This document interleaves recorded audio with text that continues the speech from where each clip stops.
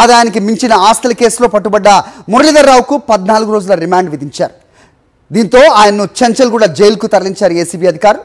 మాజీ ఈఎన్సీ మురళీధర్రావు అరెస్టుతో ఆయన కూడబెట్టిన అక్రమాస్తులపై పెద్దగా చర్చ నడుస్తోంది.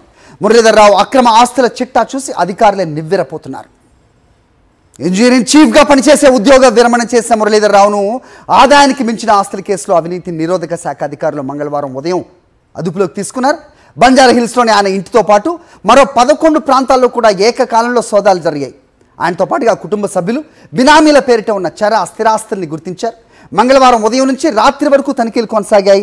ప్రాథమిక విచారణ అనంతరం మంగళవారం రాత్రి మురళీధర్రావును అరెస్ట్ చేసినట్లు ఏసీబీ అధికారికంగా ప్రకటించింది. మురళీధర్రావుకి చెందిన మొత్తం 11 చోట్ల సోదాలు చేసిన ఏసీబీ అధికారులు కొండాపూర్లో విల్లాను గుర్తించారు.